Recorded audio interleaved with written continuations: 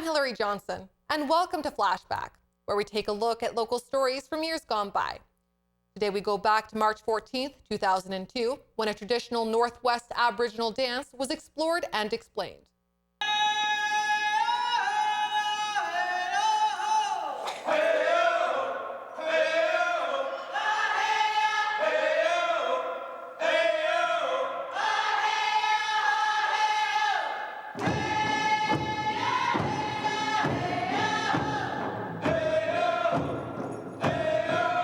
It's a sacred dance that's shared by the Tsimshian, Haida, Haisla, Niska, and Gitxsan of the Northwest, marked by a call to the spirits and to nature.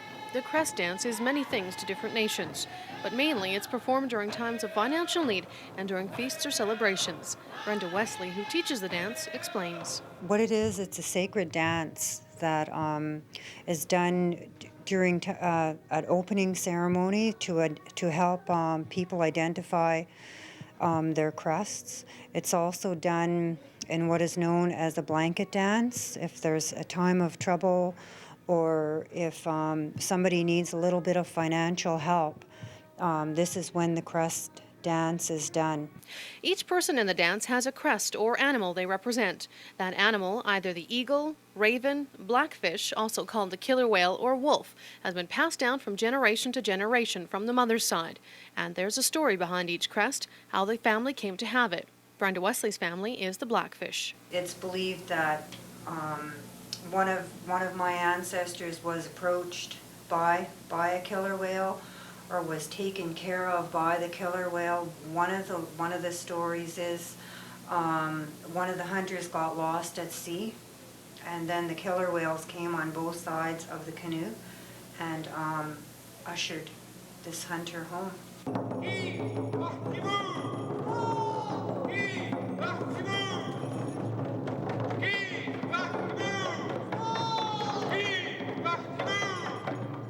The moves during the crest dance mimic the crest or animal the person represents. For example, the Gispaguara or killer whale must move the way a real killer whale would, in a pod or with a mother and babies, or like an older killer whale gracefully swimming in the ocean. Wesley says when someone dances, the most important thing to know is the animal and to move at all times with respect. They have to study that animal because that's what the Tsimshian people did years ago. That's why these animals are special to us, because someone studied them in a very scientific way. They need to move respectfully to the beat.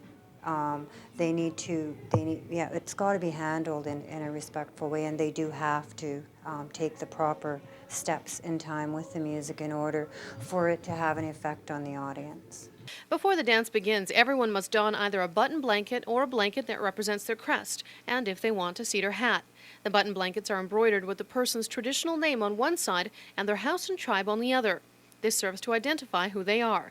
But under no circumstances can another crest or non-First Nations person wear the blanket without the owner's permission. For a non-First Nations individual to take my button blanket and put it on and to try to do any kind of other dance other than the crest that's on here, it's forbidden.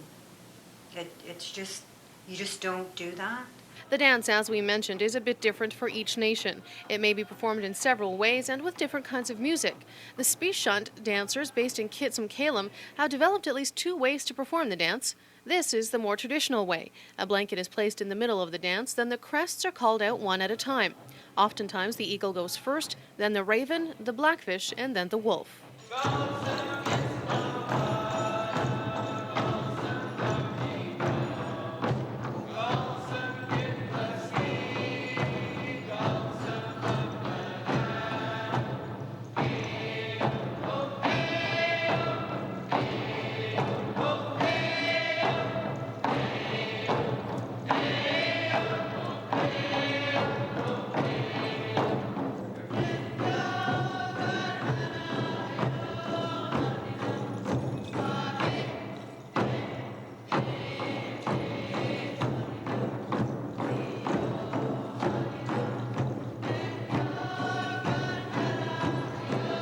And this, their own unique crest dance.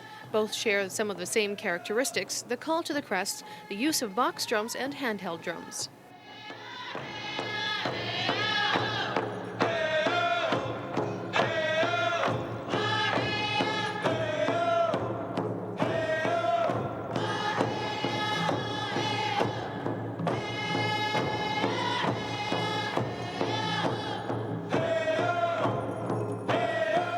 The Crest dance is performed by people of all ages. It's a time-honored tradition that means many things to each nation.